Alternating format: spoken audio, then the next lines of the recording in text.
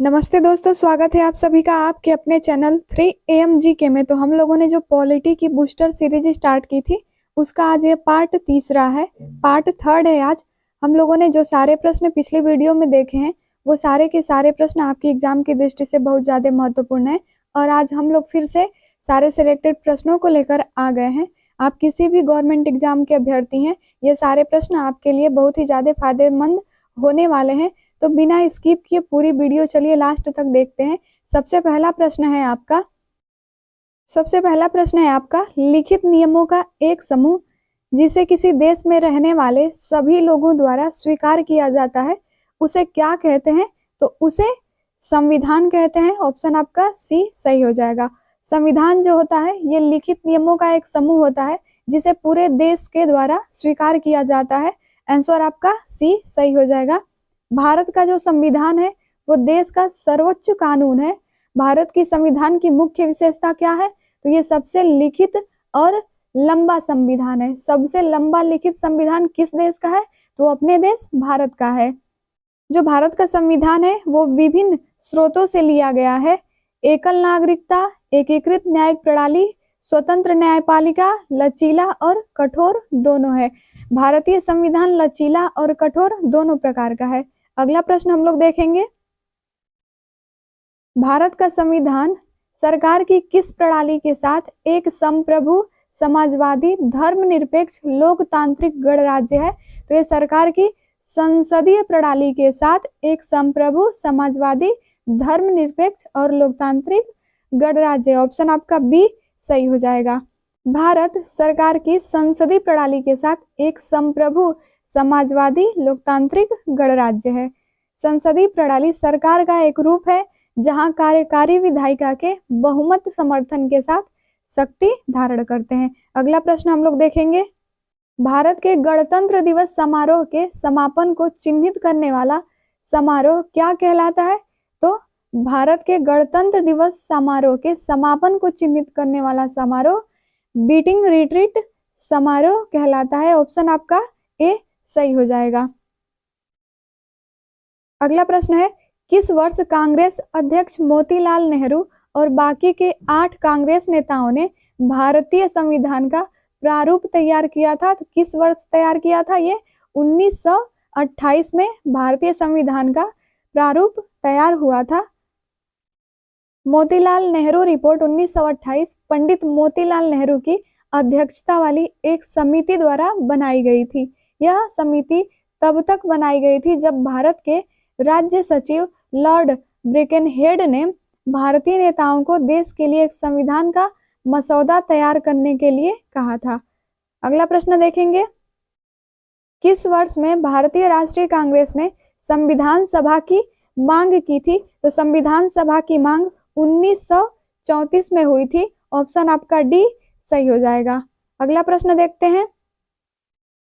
किसने उद्देश्य प्रस्ताव पेश किया था जिसको बाद में भारत के संविधान की प्रस्तावना के रूप में ग्रहण किया?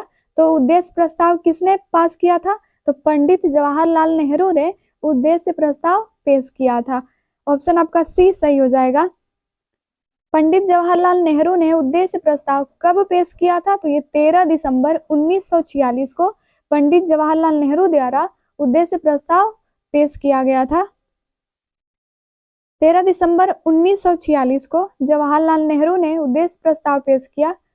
इस संकल्प ने संविधान निर्माताओं की आकांक्षाओं और मूल्यों को स्थगित किया। इसके तहत भारत के लोगों को सामाजिक, आर्थिक और राजनीतिक न्याय, समानता और मौलिक स्वतंत्रता की गारंटी दी गई थी। यह संकल्प 22 जनवरी 1947 को सर्वसम्मति से अपनाया गया था और संविधान की प्रस्तावना इसी पर आधारित है। अगला प्रश्न हम लोग देखेंगे। निम्नलिखित में से क्या भारतीय संविधान की प्रमुख विशेषताओं में से एक है? तो क्या है? ये संघवाद है। भारतीय संविधान की प्रमुख विशेषताओं में से एक क्या है? संघवाद है। ऑप्शन आपका डी सही हो जाएगा। भारतीय संविधान की विशेषता क्या है? तो संघवाद, गणतंत्रवाद, न्यायपालिका की स्वतंत्रता, प्रस्तावना, मौलिक अधिकार, निर्देशक सिद्धांत, धर्मनिरपेक्षता, कानून का शासन और उदार लोकतंत्र, ये संविधान की विशेषताएं हैं। किस प्रकार के सभी देशों का अपना संविधान होता है? तो जो लोकतांत्रिक देश होते हैं उसमें उस देश का अपना संविधान होता है। सभी लोकतांत्रिक देशों में एक संविधान होने की सबसे अधिक संभावना है। संविधान वाले सभी देश जरूरी नहीं कि लोकतांत्रिक हो, जैसे ब्रिटेन एक अपवाद है।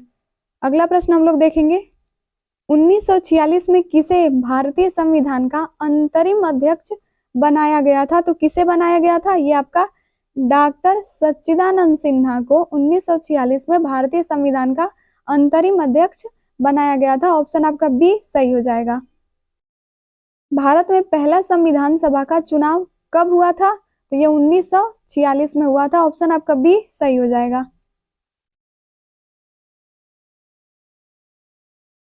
संविधान सभा की पहली बैठक कब हुई थी? तो ये दिसंबर 1946 को, यानी कि 9 दिसंबर 1946 को संविधान सभा की पहली बैठक हुई थी। दूसरी बैठक 11 दिसंबर, तीसरी 13 दिसंबर 1946 को हुई थी।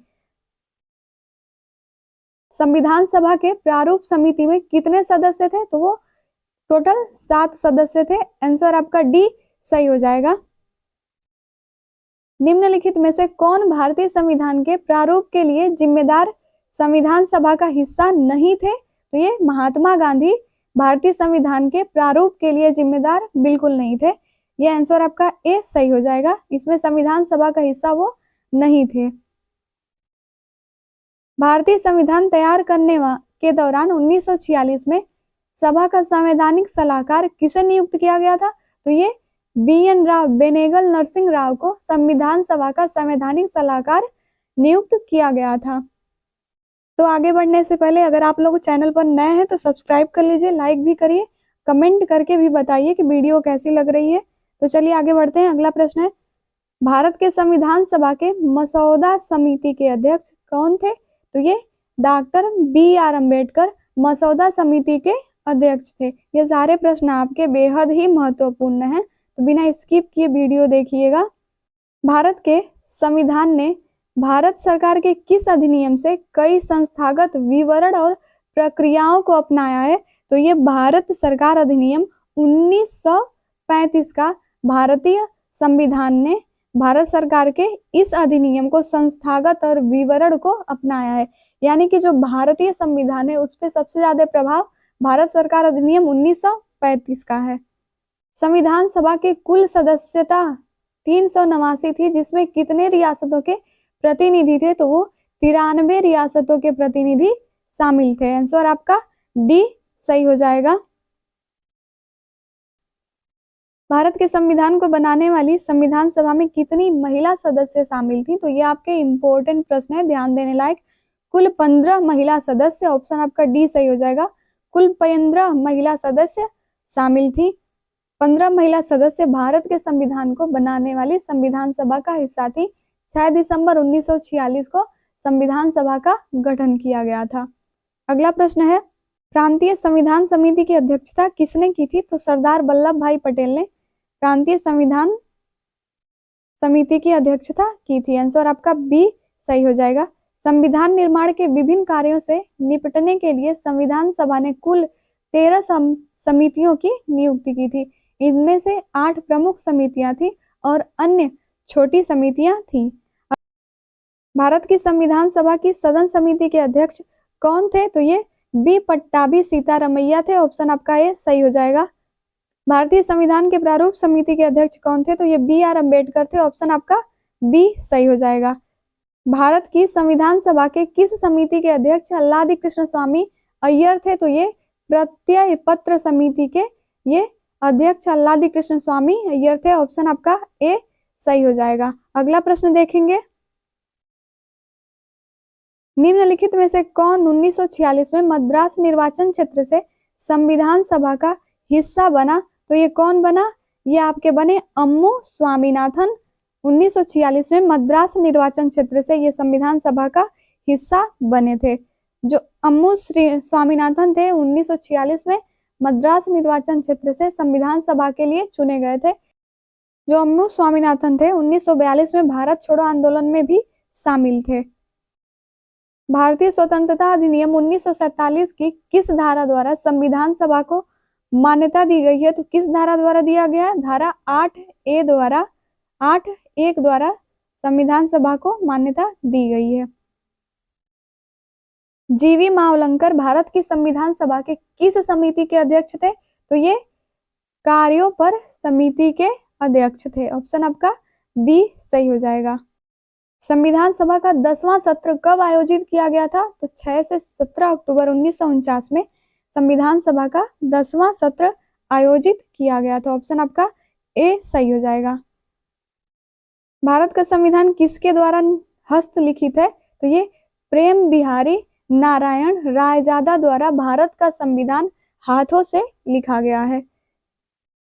भारत का संविधान प्रेम बिहारी नारायण रायजादा द्वारा अपने हाथ से अंग्रेजी में संविधान की मूल कॉपी यानी पांडुलिपि लिखी थी।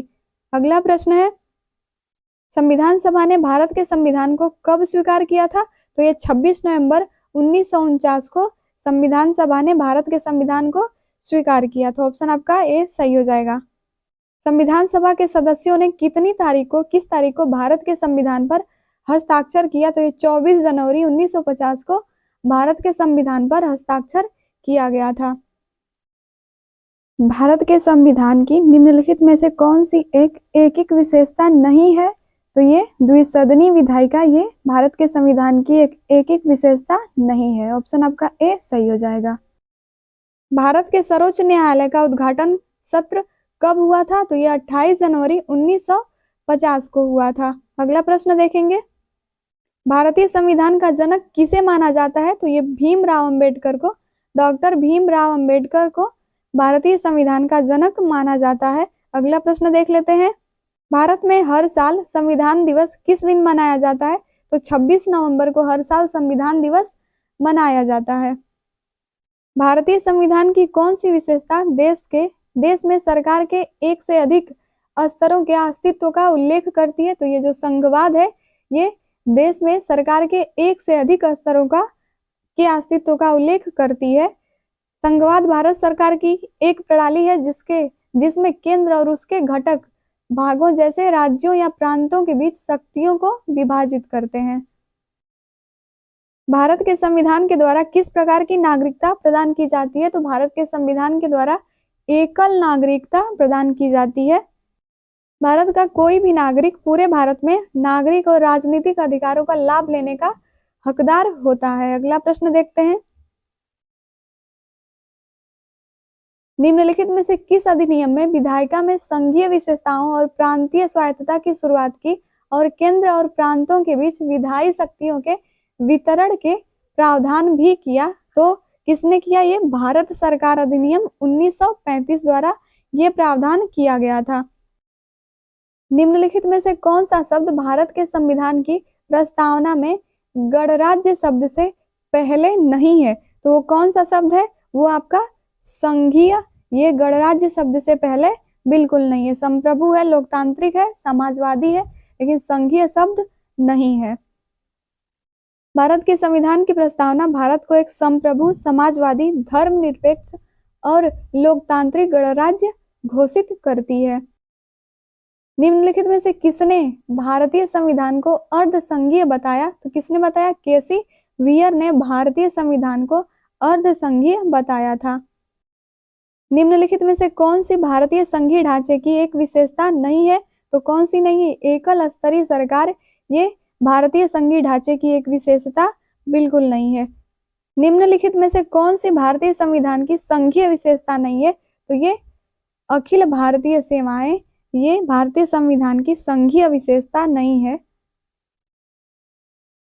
निम्नलिखित में से किसने भारतीय संविधान की प्रस्तावना को भारतीय संविधान की राजनीतिक कुंडली के रूप में वर्णित किया था? तो ये कन्हैयालाल मणिकलाल मुंशी, के.एम. मुंशी हैं, इन्होंने भारतीय संविधान की राजनीतिक जो संविधान की प्रस्तावना है उसको भारतीय संविधान की राजनीतिक कुंडली के रूप में वर्णित किया था। ऑप्शन आपका बी सही हो जाएगा। संविधान सभा के संदर्भ में निम्नलिखित में से कौन सा कथन सही है? तो ये भारत के राष्ट्रगान को 24 जनवरी 1950 को संविधान सभा द्वारा अपनाया गया था। ये कथन आपका सही है, ऑप्शन आपका बी सही हो जाएगा।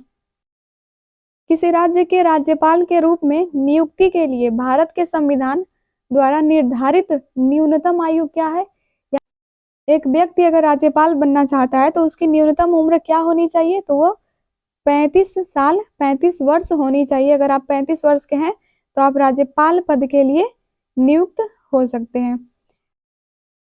भारत के संविधान के अनुसार एक राज्य में आबादी कितनी होने पर ही मध्यवर्ती स्तर की पंचायत का गठन किया जा सकता है? तो आबादी आपका 20 लाख से अधिक होनी चाहिए। ऑप्शन आपका डी सही हो जाएगा। 20 लाख से अधिक होने पर ही मध्य स्तरीय पंचायतों का गठन किया जा सकता है। कौन एक संवैधानिक निकाय नहीं है? तो जो नीति आयोग है यह एक संवैधानिक निकाय नहीं है। अगला प्रश्न देखेंगे। भारतीय संविधान के निर्माताओं ने स्वतंत्रता, समता और बंधुता के सिद्धांतों को किस संविधान से लिया था? किस देश के संविधान से? तो आंसर आपका हो जाएगा सी, फ्रांस के संविधान से लिया था। भारत के संविधान में एकल नागरिकता की अवधारणा कहाँ से ली गई है? तो ये आपका यूनाइटेड किंगडम से लिया गया है। एकल नागरिकता की अवधारणा यूनाइटेड किंगडम से लिया गया है। भारत के संविधान में द्विसदनी संसद का प्रावधान करने का विचार किसके संविधान से लिया गया है? यह आपका ब्रिटिश के संविधान से लिया गया है। ऑप्शन आपका बी सही हो जाएगा। तो आज के सारे प्रश्न समाप्त होते हैं। उम्मीद है कि वीडियो आपको पसंद आई होगी, तो लाइक कर लीजिए। चैनल पर नए हैं तो सब्सक्राइब जरूर कर लीजिए। अपने दोस्तों के साथ शेयर भी करिए। हम मिलेंगे दूसरी वीडियो में, तब तक के लिए धन्यवाद।